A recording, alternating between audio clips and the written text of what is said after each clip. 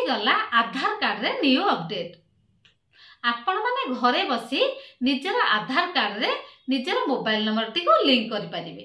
एथिपई आपनको निज मोबाइल रे आधार न्यू बेटा एप्लिकेशन डाउनलोड करबा को पड़िबो।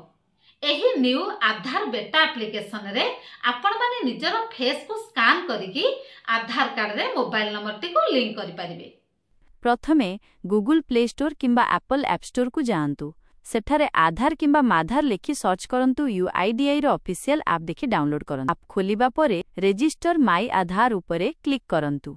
निजर 12 अंक विशिष्ट आधार नंबर दियंतु। एहा परे आपणको पुराना रजिस्टर्ड मोबाइल नंबर को एक ओटीपी आसीबो।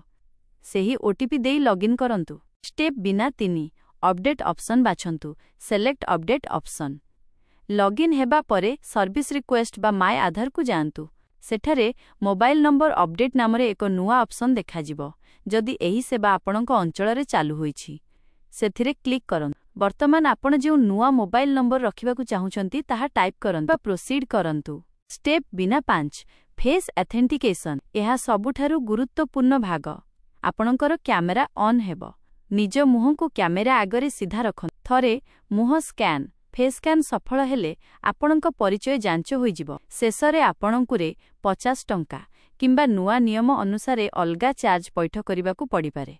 पेमेंट सफल हेले आपणको एक एसआरएन नंबर मिलिबो जहा द्वारा आपण स्टैटस चेक करि परिबे। आपण मानको जदि मोर एही वीडियोटी पसंद आसिला तेबे चैनल टी को सब्सक्राइब करबा को भूलिबेनी।